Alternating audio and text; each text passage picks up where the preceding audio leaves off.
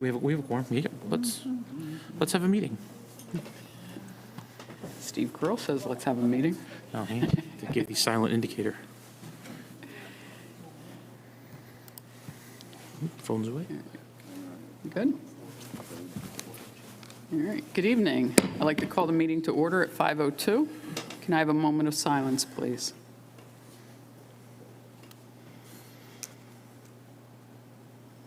Please stand for the flag salute. I pledge Allegiance to the flag of the United States of America and to the republic for which it stands, one nation, under God, indivisible, with liberty and justice for all.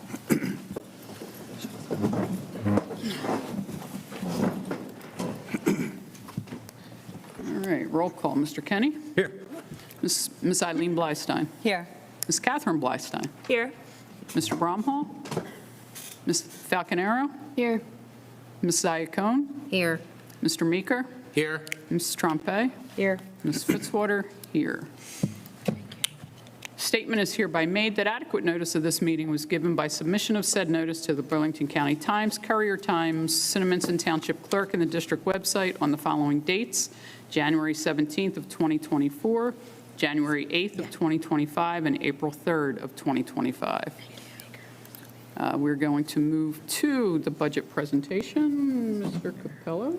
Yes, thank you, Mrs. Fitzgerald. Actually, if you don't mind giving me a moment, we're going to transition this portion of the meeting over to the podium, so give me just one moment.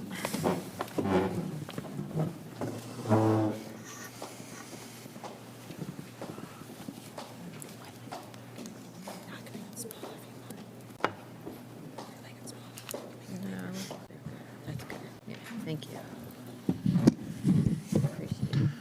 All right, good evening, members of the board, members of the public. Thank you for being here with us this evening, and to all of our members watching at home or who will be watching this on a recording, we appreciate your engagement in our public hearing on the school budget for the fiscal year 2025-2026. This budget reflects extensive planning, much of it done by our district administration, particularly Mrs. Livingood's office, and you will hear from her later. She takes you through some of the numbers of our budget. Work on this budget began, well, I'd like to say it began as early as November, but when you think about the continuum of budgeting in a school district, really the budget process begins in prior budget years.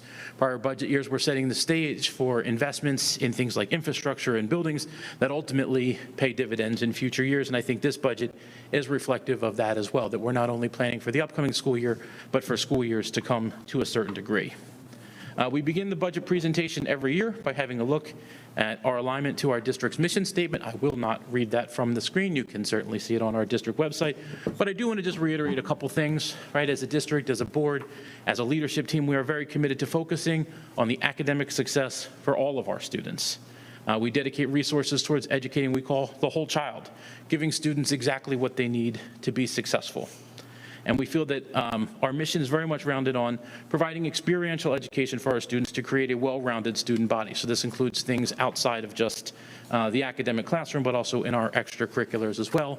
We're very proud of the fact that we are a school district that has big district offerings in a small town feel. And you'll notice that going throughout our district. If you are a parent in the district, you're well aware of the many programs that we have available to our students, and they mirror and reflect many of the offerings in some much larger Group 4 districts, and also many experiences that we have here in Cinnaminson that are not available to students in other school districts as well. So moving along, just looking at some of the budget objectives for the 25-26 budget. So we, of course, always begin with creating efficiencies, looking to seek a quality education and create efficiencies within the budget, and we'll go into some of the details about how we feel that this budget reflects efficiencies in our academic programs as well as our extracurriculum programs. The budget supports the New Jersey Student Learning Standards. We fully implement all of the student learning standards as we heard from our CUSAC presentation last year. We passed the CUSAC very well, I may add, and I had some reiteration from the Department of Education that we are meeting all of the requirements of a public school district, and doing so with many accolades. This budget realistically assesses the financial needs of the district. At the end of the day, the budget doesn't always reflect the amount of money that we could spend or could invest into the district, but realistically reflects what this board is prepared to put forth to the public. And of course, we target certain things in the budget. One of them that has been of key importance to the board for many number of years is a target class size. And you see some of those class sizes listed up there. In a perfect world, we try to maintain a great student-to-teacher ratio with as few students as possible. These numbers have ebbed and flowed over the years, but we always try to stay within these parameters, realizing the smaller the class size, the more individual attention our students can receive from the teachers. The words in bold here are also some of the core objectives of this budget. This budget creates space to provide ongoing training and professional learning for members of our teaching staff, our board, our administration, and our support staff as well, including our custodians, transportation folks. The budget also maintains our investment into district technology. At the core of our tenets is a commitment to student safety and security, you see there at the bottom, and this budget is reflective of that as well. And also something that we'll talk about a little bit later in more slides. The district has made a commitment to maintaining the upkeep and maintenance of our facilities. And this budget creates a space for us to be able to continue to reinvest in our existing buildings. Also, there is a note there about our courtesy busing and our safety busing. Obviously, I like to think in Cinnaminson we go above and beyond what is just required by law in order to bus our students to school. It has been a commitment of this board to be able to ensure that our students arrive to and from school safely. So this budget also reflects a commitment to transporting students who otherwise may not qualify legally for transportation, and we can certainly expand on that if the board has any questions there. So with that, I'll talk about some of the highlights for the upcoming school year budget. Sorry.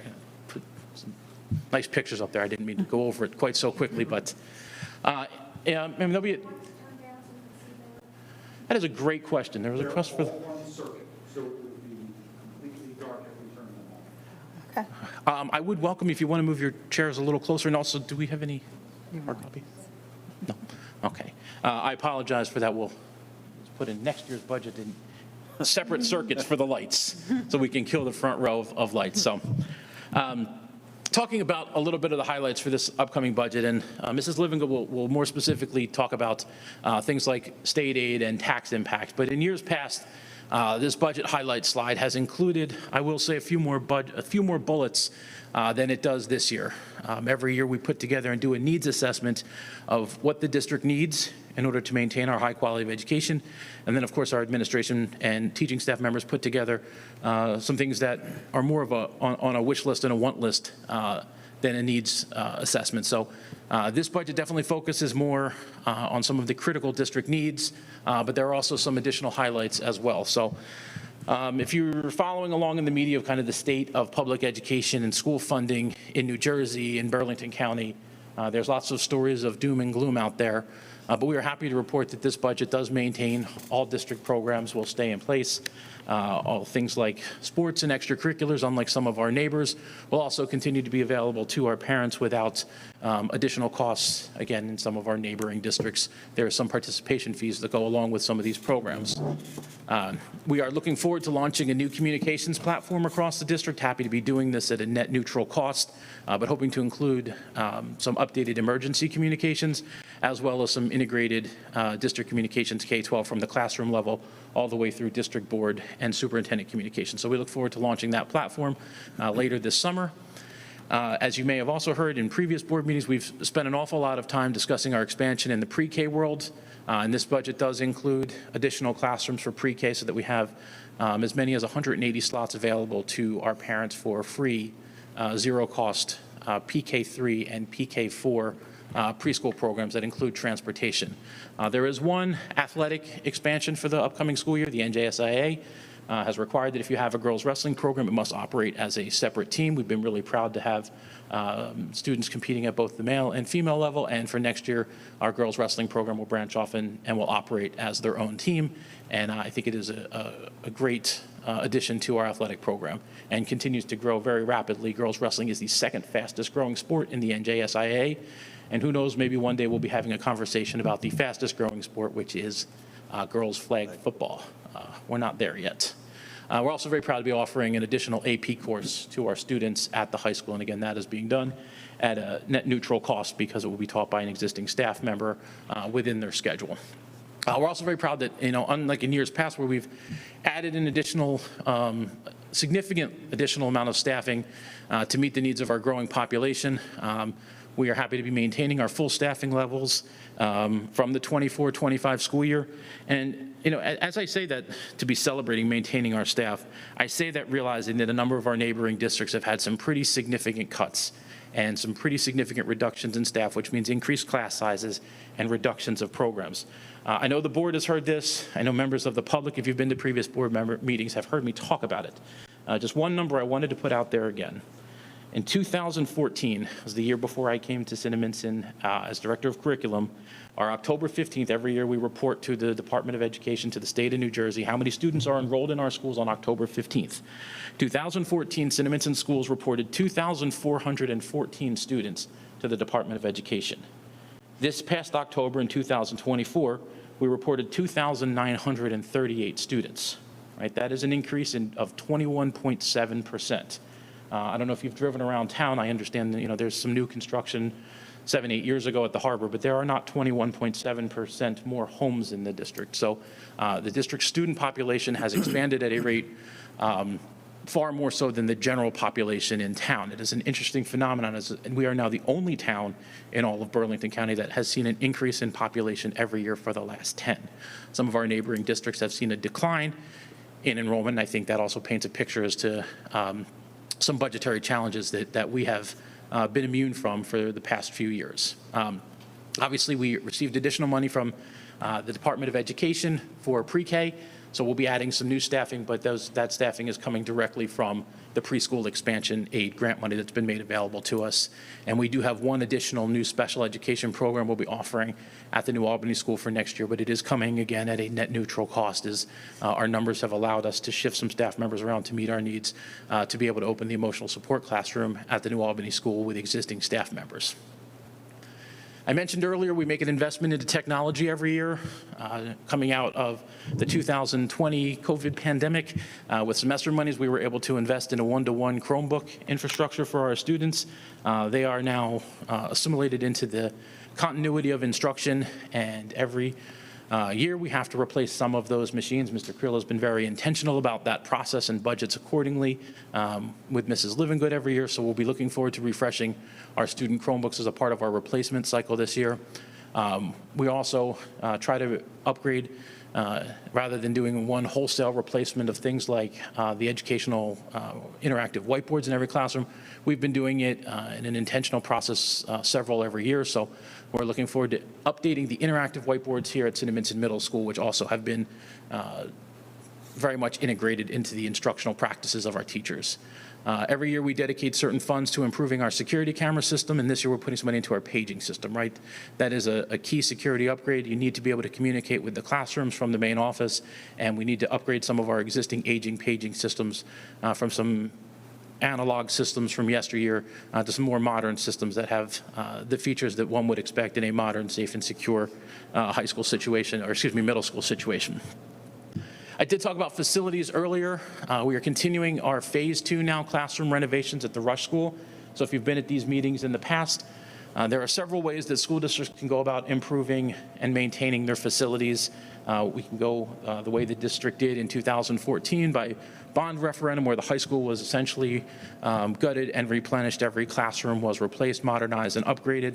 But realizing that the impact of that bond referendum really took care of modernizing the high school, we took a look at where we were at in some of our buildings, particularly New Albany and Rush School, which some of our classrooms there were aging, had things like asbestos floor tiles, inefficient lighting, some in need for some academic teaching upgrades, aesthetic upgrades, and infrastructure upgrades. So we made it, this board made a commitment in the 2016-17 school year to begin replacing classrooms and upgrading them using in-house labor, everything except for the asbestos removal, and tackling about 5 or 6 classrooms every single budget year. So we're continuing that process. Every classroom at the New Albany School has now been renovated, and last year we tackled our first 5 classrooms at the Rush School. So we'll be looking to finish the 5th grade wing. So what will happen in those classrooms is they will have the asbestos abated, they'll get new floors, fresh paint on the walls, new ceiling tiles, high efficiency LED lighting installed, and really creates a much better learning experience for our students, and also is just a commitment to our replenishment through our annual budget to improving the academic setting for our students. We added a couple learning cottages from last year's budget to the New Albany School and to the Rush School this year. They did come a little bit later than we had originally anticipated, but they are here and our students are learning in them today. And one of the things that helps to support them is a canopy to cover the students as they walk in and out of the learning cottages in inclement weather. So fortunately, that is also some work that our in-house maintenance folks will be able to do themselves. If the board, I know, has seen their work, but if members of the public may not have, behind the Rush School, you can see an example of what our in-house staff is able to do in terms of constructing some covered canopy spaces for our students to be able to safely walk in and out of the buildings, particularly during inclement weather. We are committed to doing some upgrades to pre-K classrooms. As you may have heard us say earlier this year, we received a grant from the Department of Education to refurbish 3 classrooms at the Memorial School. We had not budgeted for 3 classrooms to open this year. We had budgeted for 2, so we did 2 of them during production this year. The vast majority of that work took place between New Year's Day and early February when those classrooms opened this year. So those 2 classrooms opened February 1st, or I think it was a couple days after February 1st. And then there's a blank space waiting for the refurbishment of the 3rd pre-K classroom at the Memorial School. As members of the public may or may not be aware, I've said it before, pre-K classrooms require a little bit more than the average classroom, and a Memorial School built in the 1950s does not have adequate space for pre-K. So upgrading those classrooms is a little bit more intensive than the work that we're doing at the New Albany and Rush School, because it does require tearing down walls, building new walls, and creating instructional spaces that are at a minimum of 700 square feet and ideally 950 square feet to be pre-K compliant. So fortunately, we were able to receive some grant money from the state of New Jersey to be able to do some of those upgrades, and we would love to receive some more in the future to be able to continue to add pre-K space until we're able to offer a space for every 3-year-old and 4-year-old in town. We're also looking to replace some of the windows at Memorial. I mentioned 1950s buildings has 1950s windows. A lot of those windows are single pane, the kind of windows that if you've ever had single pane windows in your house, you hold your hand up to, you can feel the cold air rushing in. Highly inefficient. Also some safety concerns with some older single pane windows. So we're looking to replace them, again, in a similar pattern as our very intentional upgrades to New Albany and Rush, doing a little bit at a time. To do the full project is a pretty hefty price tag, so we're trying to commit bits and pieces every year of the budget to ultimately try to replace the windows at the Memorial School. And of course, we dedicate certain monies every year to emergent repairs, the kind of things that we cannot necessarily predict year on end, but things like tree work. Now, I said this before, we've never really had a tornado impact our schools until we did. A couple years ago, and that came with some concrete work and some tree work. And as we've learned, when we improve HVAC and air condition the schools, the HVAC systems require continued maintenance and continued investment into replacements. Last point here that I'll talk about before I hand it over to Mrs. Livingood is transportation. Every year we do dedicate funds to improving our bus fleet. This is mostly because some of our buses by end of life are at their 15-year maximum. Used to be a 10-year max for the Department of Education. Now we can extend the life of our buses a little bit longer. But at a certain point, we are no longer legally allowed to run our buses, so we do budget for a few replacement buses every year. And as a safety measure this year, we are experimenting with a new GPS system to be able to safely monitor and track our students while our buses are on the road. So those are some of the highlights from the 25-26 proposed budget. And with that, I'm going to hand it over to Mrs. Livingood, who's going to talk a little bit about our budget process and really get into the meat of the meeting, which is the numbers.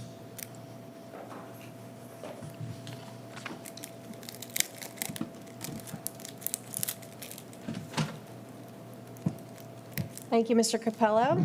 Good evening, everyone. Some key budget facts to take note of. The total proposed budget for the 25-26 school year is $74,643,097. This amount is a combination of the general fund, special revenue fund, and debt service. The general fund is the primary operating budget, and it's used for salaries, benefits, supplies, student support services, textbooks, maintenance and operation, transportation, tuition, security. Oh, excuse me one second. Sorry, I think I messed her up here in my locker. Let's go. Yeah, I can't get over to that. There you go. Good, but she's scrolling. There we go. Okay. Sorry about that.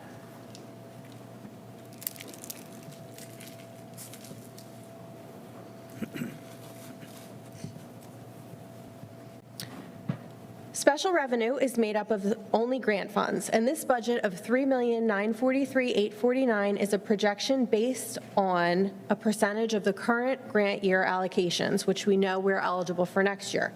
So these numbers are subject to change, and they'll most likely increase based on our actual allocation that we received prior to the start of the school year. The other portion of these funds are the preschool expansion grant, which is $2,889,480. The debt service fund is the annual payment owed for the financing of the 2014 bond referendum. The debt balance as of June 30th, 2025 is $33,743,250, and the debt will be paid off as of August 1st, 2039. Our state aid is decreasing by $632,907, which is 3%. The proposed tax levy increase for the general fund is 3.7%, which is equal to $1,373,342. The proposed tax levy will result in an approximate increase of $152 per year for the average assessed home in Cinnaminson. The proposed budget maintains all of the existing personnel and programs that are in this year's budget. This slide illustrates So I apologize, everyone. I'm having a problem with this program here. You got me on this one.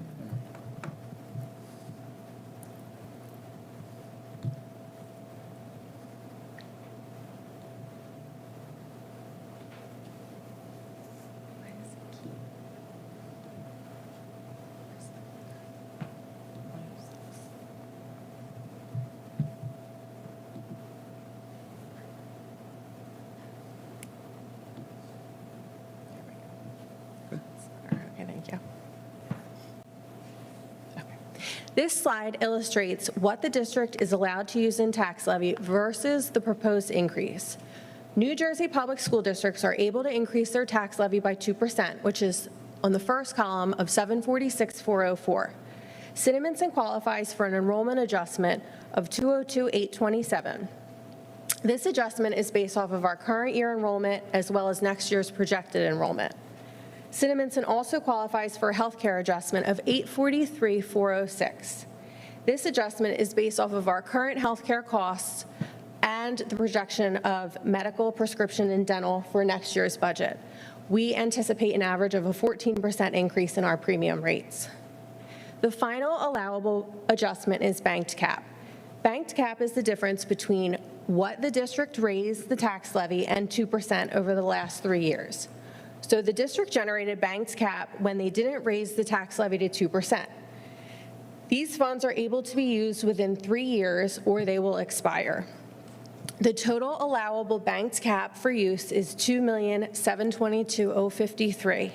Of that, $1,027,786 will expire if not used.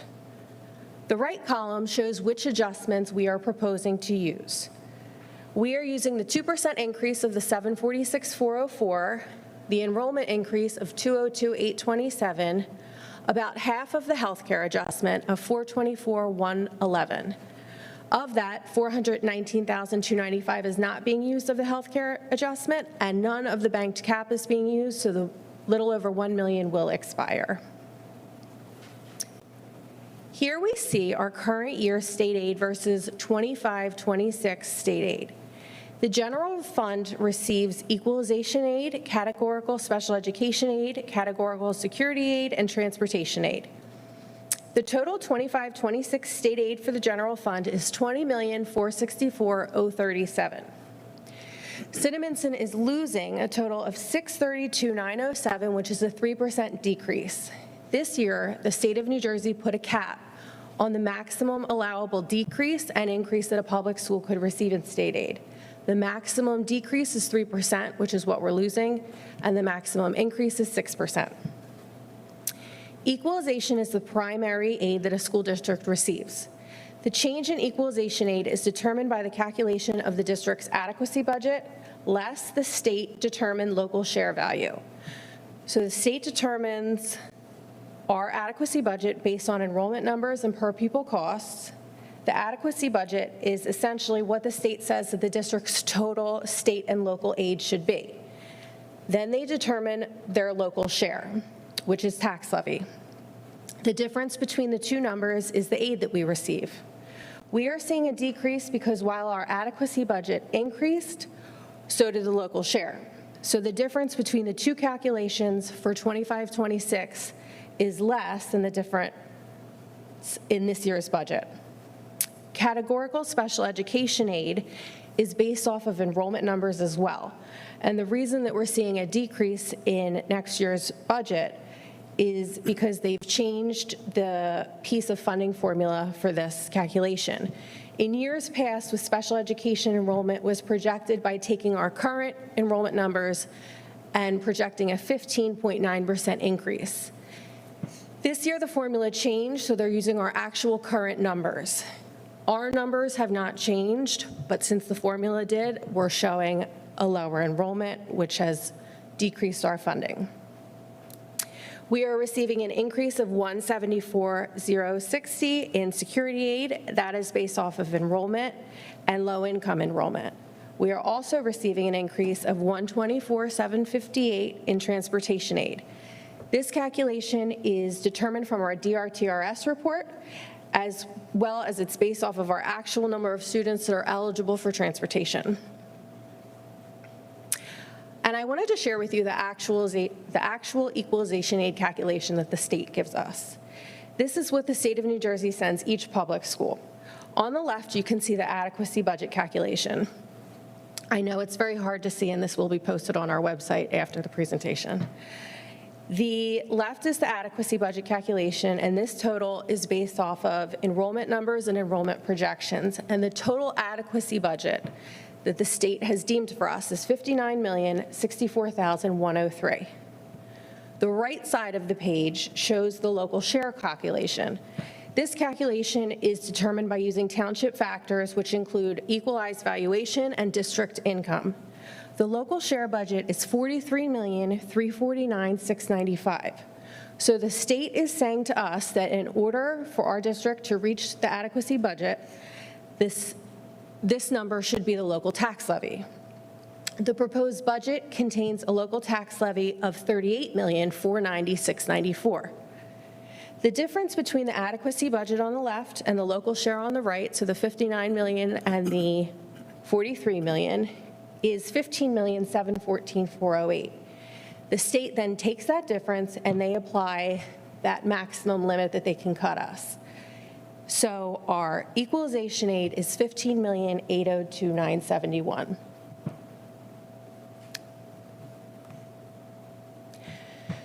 When building a budget, first we have to determine a total revenue that the district will generate. Once the revenue is determined, then we know how much we'll have to spend. Here you can see what makes up the 25-26 school year of revenue. Local tax levy is the highest revenue at the $38,490,000, followed by state aid at $20,464,000. Budgeted fund balance is designated surplus from our audit report, which is a number that the district must use and apply to next year's budget. Transportation revenue is raised by jointures and shared services that we provide to other school districts. Extraordinary aid is projected to be $1 million. Schools are able to submit costs associated with students that have significant needs. The aid calculation is done by the state of New Jersey and is generally a percentage of the total submission. Maintenance reserve withdrawal is in the amount of $575,000. Essentially, these funds are taken from our maintenance reserve savings account, and they are applied towards required maintenance throughout the district. In the current school year, we've used these funds for the maintenance of classrooms at the New Albany School and the Eleanor Rush School, as well as updates to the middle school foods classroom and all other required maintenance in the district. Funds for the 25-26 school year are allocated from maintenance reserve for the renovation of classrooms, canopies for the learning cottages, facility upgrades and repairs, and all other required maintenance throughout the district. Miscellaneous revenue is made up of tuition payments that we receive, Medicaid reimbursement, E-rate reimbursement, interest earned, and any other miscellaneous payment that we may receive throughout the year. This brings our total general fund revenue to $68,057,748. The next slide shows the appropriation of funds, which is how the money will be spent for the next school year. Salaries and instruction make up the bulk of the budget at $26,400,000. Employee benefits contain the costs for medical, prescription, and dental health benefits, as well as general liability insurance, workman's comp insurance, Social Security contributions, and PERS employer pension contribution. The overall increase is based off of projections that our providers give to us. Support services are made up of social work, attendance, nursing services, related services, child study team, curriculum, and media services for all of the students. Operations and maintenance contain all the maintenance and custodial staff salaries, repairs and general maintenance costs to the district, and part of this appropriation is that $575,000 withdrawal from our maintenance savings account. The next line contains all of the district administrative and technology costs, and this budget also supports the one-to-one technology initiative. Transportation includes salaries, benefits, transportation supplies and repairs, jointures when they're needed, and aid in lieu payments. This budget also includes the purchase of 3 new school buses.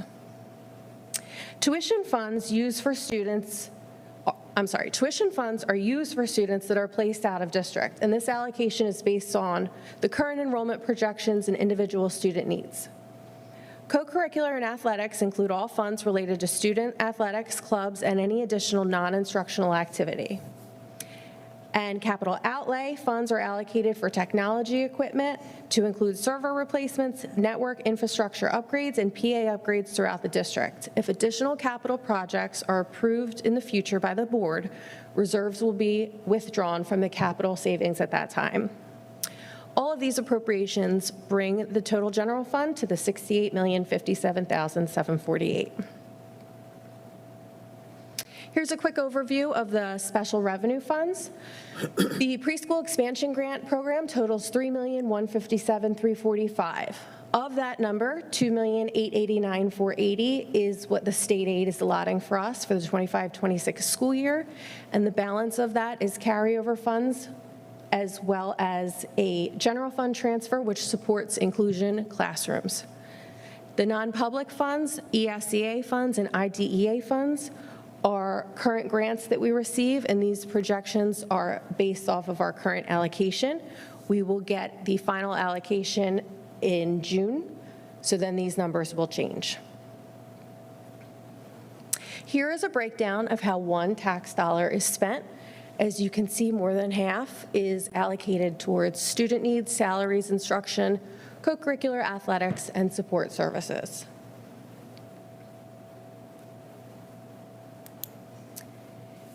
The final slide shows the tax rate analysis. This chart highlights tax impact based on home assessed values. The average assessed value in Cinnaminson is now $236,496. An average assessed home will have an approximate annual tax increase of $152.31 a year, which is $12.69 a month. This slide concludes the budget presentation. At this time, does anyone from the board have any budget questions?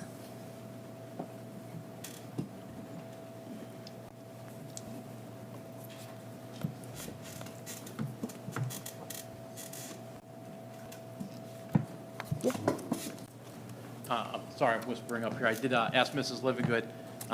Members of the board were privy to an explanation at a budget meeting. There is some information circulating in some of our neighboring towns and in the media about access to some additional funds from the Department of Education, this like nebulous 5% calculation if we were to access what they call the wealth of the community or the local fair share. So I'm going to ask Mrs. Livingood just to talk about that a little bit, because I think it puts into perspective of where we would need to be as a district, as a Board of Education, and what those costs would look like to the taxpayers should we look outward to be able to get those 5% matching funds from the state of New Jersey. So if you don't mind the 30-second explanation, maybe? Just try to keep it at 30. So this slide shows what the district is able to raise the tax levy. If the district raised the tax levy by the total $4,514,000, which is in the amount in the middle column, that would be a little over 12%, which would be about an annual impact of $600 a month for the average assessed value of the household. The state of New Jersey put out a program called the Tax Levy Incentive Aid, which means for a public school district, you would have to use every adjustment that you have to tax levy. So in order for us to qualify, we would have to raise the tax levy by about a little over 12%. Then the tax levy incentive aid is essentially applying to raise the taxes even higher. And then the state of New Jersey would give us 5% of that addition that we raised it. The board opted, obviously, not to do that, and at this point, we wouldn't even qualify because the district is only opting to raise the tax levy by 3.7%, which is not even close to the full amount that we would have to use to get to that. Thank you. That was much over 30 seconds.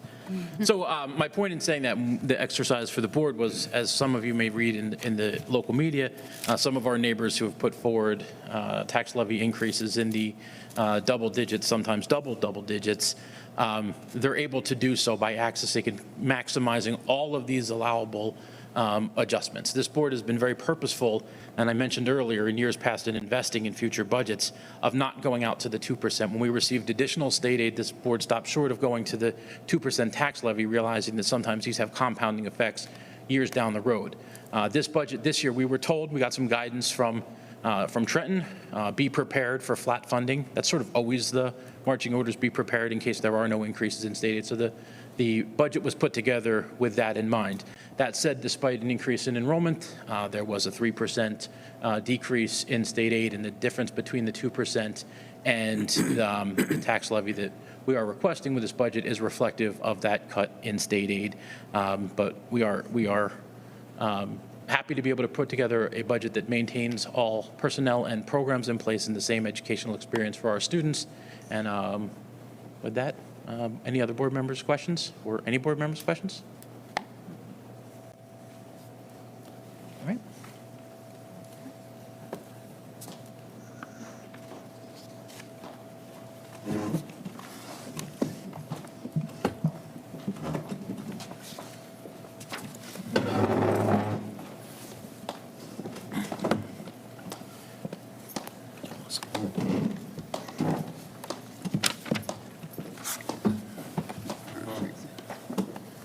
All right, thank you for that presentation. We're going to move on to Section 3, public comments. So members of the public are reminded that comments should be limited to items appearing on this meeting's agenda, which is about the budget. All members of the public wishing to speak on agenda items should raise their hand and indicate their wish to speak. When called upon, participants should state their first and last name and address clearly for the record. In accordance with the Cinnaminson Board of Education Bylaw 0164.6, comments will be limited to a maximum of 4 minutes per person. The comment period will be limited to 30 minutes in duration. And with that, is there anyone here who would like to comment on the budget? Sir, if you wouldn't mind up at the podium so we can hear you on the microphone. You should be able to hear me. Sir, if you don't mind, we have folks potentially watching at home. The microphone will be able to pick up your comments for, I apologize, but that's. I thought it sort was of that gentleman that was raising his hand in the blue jacket. Yeah, he will also have a chance. Plenty of time for everybody. Yeah. Thank you, sir. I appreciate your. Dan Silvio, 20 Branch Pike. Why is this meeting held at 5 o'clock? Okay, so There's a lot of people that are working. I had to rush out of work to get here, which I have to flip the bill to pay here for these tax increases. I think that right off the bat is a very bad thing to do, very negative, to have sneak it in here. I think it's kind of sneaky to have it here at 5 o'clock. Normally they were 7, from what I remember being in this township. Secondly, the thing that I've been in the school district a long, long time, and I've went to the school district. And the first thing to do that I vote with these board members is for use not to spend my money, to spend it wisely.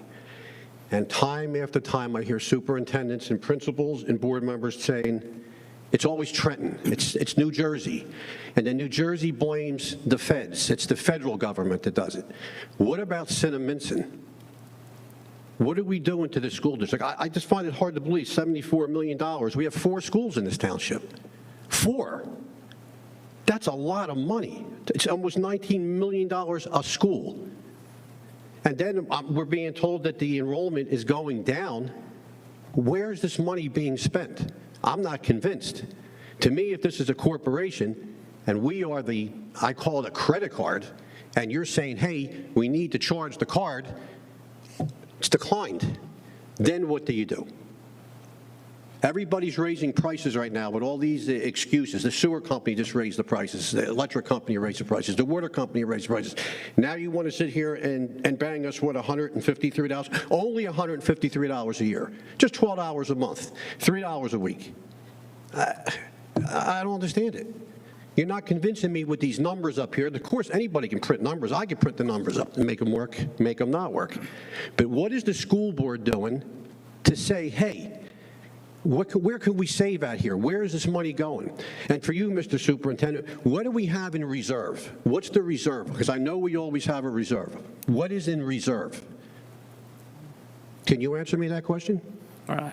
So the school district, of course, does have a reserve. We're required to maintain a reserve. And the last time I remember, it was a few $1 million. Correct. Correct. So why can't that money be to offset some of these costs? I appreciate your thoughts. Thank you. It's not a thought. It's a fact. I just don't understand it. I mean, if we have a reserve, you're asking these people in this district, which are mostly seniors and retirees, to come out again and say, oh, we got to do another, 3.7% increase. I mean, that's a lot.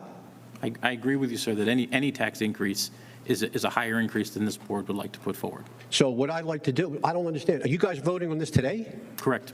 Why? That's another thing. I don't understand it. Normally, the meetings were always after dinner time when people could come out and vent their frustrations or see where exactly it's being spent. But if this was something that you had a bill or something at home on your mortgage or your house or something, you're going to sit there and say to yourself, wait a second, something's going on here. Stop blaming the state. Stop blaming the federal government. What are we doing here in Cinnaminson? If the enrollment's going down, wouldn't that say... Sir, just to clarify, the enrollment has gone up and has gone up 21% in the last 10 years. 10 years. But what about the last 3 years? Year over year, our enrollment, we were up almost 70 students over last year. That's nothing. 70 students. How much is it costing per student? How much does it cost per student to teach in this township? Per student? So the cost per student, Ms. Livingood, do you have our? Tuition. The cost per pupil identified by the state is $15,000 for regular education and $23,000 for a special education student. That's according to the state. What about Cinnaminson Township? What about our school district? What's it costing for our school district? That's the average. No, that's the formula that the state uses based on our enrollment and our budget that we submitted. That is, if someone were to come from another district here, that's what it costs Cinnaminson Township to educate a student here in Cinnaminson.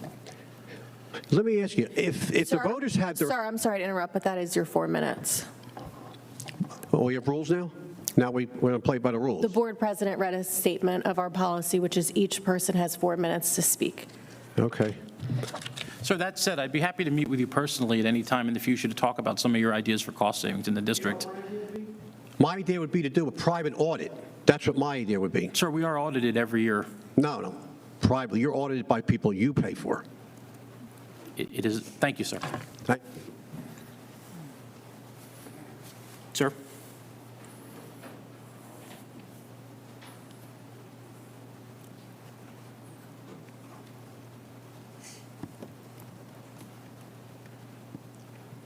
Richard Dietrich, 19 Emerson Drive, Cinnaminson. Mr. Superintendent, I assume that this budget is prepared in accordance with guidelines established by the New Jersey Department of Education. Is that correct? Yes, sir. Okay. In that regard, does the budget identify the cost, in the total cost for each individual school that we have in our district? Yes or no? The budget does not necessarily reflect the individual costs of the school. Each school has different costs. The cost of educating a student at different levels can vary. Would the school district, would the Board of Education be able to compute a reasonable amount for the cost per school? Sir, can I ask you how that would be helpful? I'm sorry, sir. Sir, can I ask you how, I'm trying to determine what information that we could share with you that would be helpful for identifying the cost per school. We have an enrollment per school. We could certainly get a percentage, but that is not necessarily reflective of the students in that building or the staff in that building or the extracurriculars or the individual needs of each building. The budget is created holistically. And for the record, too, we are 4 schools, but we are actually 5 now as we've opened the pre-K program back up and have revitalized the Memorial School as an additional school. The enrollment at Memorial is going to be significantly less than, say, the high school. So rather than misspeak publicly, it would be disingenuous for me to be able to say that the cost per school is this. So it's not as simple as dividing by 5, since the cost for educating a student at each of the schools would be different. But if there's other information there that would help you, would you'd like to extrapolate from knowing maybe the costs associated with each school, maybe I could try to answer that for you. Thank you. Finally, is it possible to determine what the cost in the high school is for the science department? There's certainly a science department budget, and there's certainly a cost per pupil. That's a first request for me. I mean, we can certainly look at, everything that would go into educating a student to taking a science class, but again, if there's a key piece of information you're looking for in that, are we spending X in science versus another core discipline? Is that information that is helpful? I think that type of information to be compared from one district to another, assuming there is some similarity between the districts in terms of size that you would be comparing. But I think that would be a very useful tool and information to put out to the general public. Thank you for your answers, sir. Thank you, sir. I appreciate your feedback.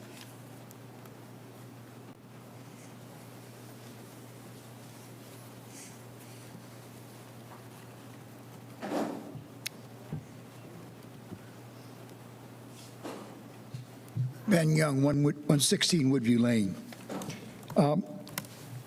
I see, are we funding a new pre-K program now that competes with our daycare centers? When you say we're funding, we're actually recipients of the state's pre-K expansion aid grant to the tune north of $2 million. So if you're asking, are we funding it, it is pass-through money coming from the state. It was money that was made available from the state of New Jersey, and as a good and diligent board, when money becomes available, we apply for it. So we did. So the addition of the pre-K classrooms is being funded by the state of New Jersey. That's new money to our budget. So it's new money to your budget, but it's being sent down here to be used to compete with the private entity. Am I correct? Well, interestingly, sir, one of the options available to us, and one of the things that we've been highlighting at previous board meetings, is we're actually taking part in a public-private partnership for some of the programs that we're going to be offering. Okay. So local tax-paying entities such as Cinnamon Sticks, the new Newman Learning Center, we're not quite finalized on those deals yet, but we've been in communications to be able to offer public school programs through the facilities in a public-private partnership. So it's really, I think, the ideal model for supporting the businesses that then support the town, and being able to redirect some of the funds that the governor made available for pre-K to help assist some of the private providers should they see an enrollment dip.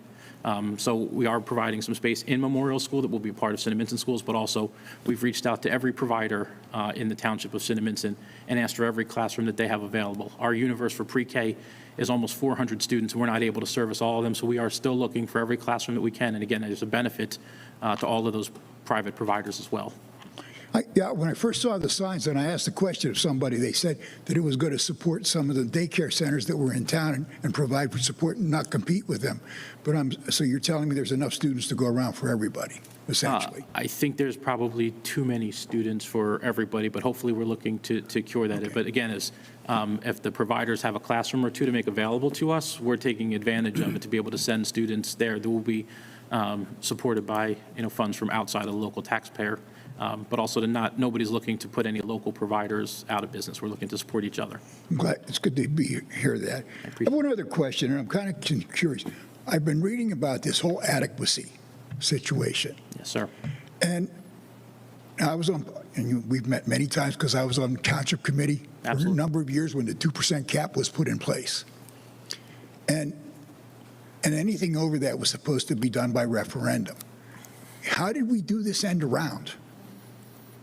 There's no referendum needed now because the state says it's okay. Obviously, our elected legislators approved this because that's the only way you could do it. But how did this happen?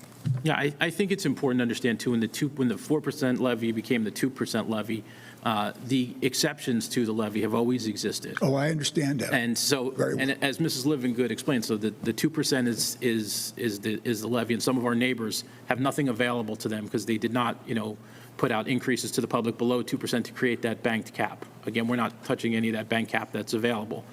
The enrollment adjustments is a small piece that the districts can go up and above to reflect the fact that there are more students here than previously, so that adjustment becomes available. The unforeseeable healthcare increases, which are double digits this year, is another adjustment that's available, not just to Cinnaminson, but throughout the state. So, again, those have always been a part of the 2% tax levy maximum. I appreciate it. Look, I've lived here 50 years, and I know you say you've had an enrollment increase, but I remember when there were a lot more kids in this school than there are today. So we've had a decrease over the years, yet the increases in the budgets have gone up. I mean, I think one time we had 4,000 kids in the system, back in maybe the 60s, late 60s. And that's how long I've been here. So it troubles me to hear we have an increase in students when I know we're like one half of what we used to be. But thank you. Thanks, Mr. Young. Always a pleasure to hear from you.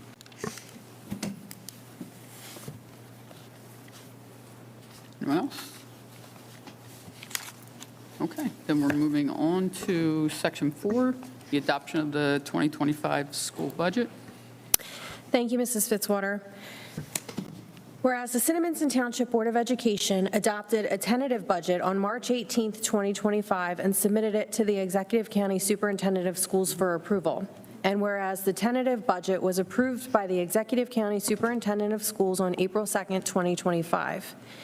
The tentative budget was then advertised in the legal section of the Burlington County Times and the Courier Post on April 9, 2025. The final budget was presented to the public during a hearing held at Cinnaminson Middle School on April 29, 2025. Now therefore be it resolved that the Cinnaminson Township Board of Education hereby adopts the following final budget for the 25-26 school year with a general fund of $68,057,748, a special revenue fund of $3,943,849, a debt service fund of $2,641,500 for a total base budget of $74,643,97. With the local tax levy being $38,496,94 and the debt service being $1,982,49. Section B, supporting documentation for the 25-26 budget. That the board approves the enrollment adjustment in the amount of $202,827, the healthcare adjustment in the amount of $424,111. That the board approves the maintenance reserve withdrawal in the amount of $575,000, the annual maximum travel limit for 25-26, travel and related expense reimbursement for 25-26, and that is it for the final budget. Thank you, Mrs. Fitzwater. Thank you, Ms. Wilkie. Mr. Kenny, can I have a motion for Section 4, adoption of the 2025-2026 school budget, items A and B? So moved. Second? Second. Thank you, Ms. Trompe. Comments or questions from the board? I have a comment. Just read it. I do believe that our schools should be fully funded and that we should keep all of the programs and the teaching staff that we currently have. That being said, as a representative of our community, I believe the people in our town have the right to have their voice, the right to voice their opinion regarding the budget. As part of our school mission statement, we are to include our community. That is why I believe this should go to the ballot for a vote. I have full confidence in the Cinnaminson voters, and I believe they would vote to approve this budget. Any other comments or questions? Hearing none, we'll take a vote. Ms. Falconero? Aye. Aye. Aye. Aye. Aye. Aye. No. Aye. Motion approved. We're going to go back to Mr. Capello for closing thoughts. Thank you, Mrs. Fitzwater. I just want to take one more second to address the kind folks who came out this evening to speak with the board. This meeting has traditionally been very poorly attended by the public, and obviously you're very passionate, particularly when we're talking about matters, things so personal as our school system and finances. And so the offer that I made to you to meet with you privately to hear your ideas and thoughts about the budget, or potentially to take a closer inward look at where some of the money is coming in and going out to. I'm happy to have that follow-up meeting with you. Any constituents that you'd like to gather in a more private forum, I'm happy to have those follow-up meetings with you. And I just wanted to reiterate that. If you'd like to reach out to me at Memorial School, Mrs. Weiss is the administrative assistant in the office. I'd be happy to meet with you anytime in the future to continue to talk about school funding and the impact that it has on the local community. So I just wanted to reiterate that point. Happy to meet. I'm even happy to stick around after the meeting and chat with you a little bit further and hear some more of your ideas, thoughts, and concerns. Again, this meeting is traditionally not very well attended, but certainly members, excuse me, of the public, and your feedback is very valued by this board. So thank you again for coming out this evening. I appreciate it. Thank you. And with that, Ms. Iacone, can I have a motion to adjourn? So moved. Second? Second. Thank you, Mr. Meeker. All in favor? Aye. Opposed? Meeting is adjourned.